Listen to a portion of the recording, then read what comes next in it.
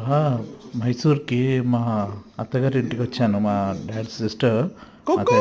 So, వీడు మా బావ ఏ అనమాట. కుక్కు ఆడు రీసెంట్‌గా ఏదో హలో వాడి జిమ్ ట్రైనర్ ఈ డాగ్ ప్రెజెంట్ చేశాడంట వాడికి. ఇది ఇది బ్రీడ్ వచ్చి బీగిల్ అంట. ఒకటేంటంటే దీనికి బొచ్చు రాలదు.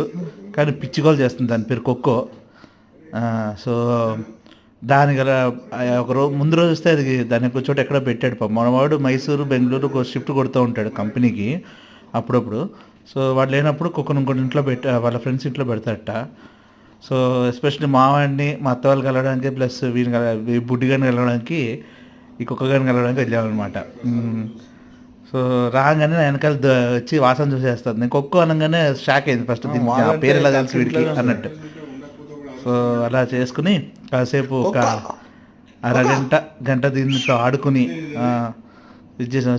Almost it's 3 months baby. So, biting ఎక్కువ.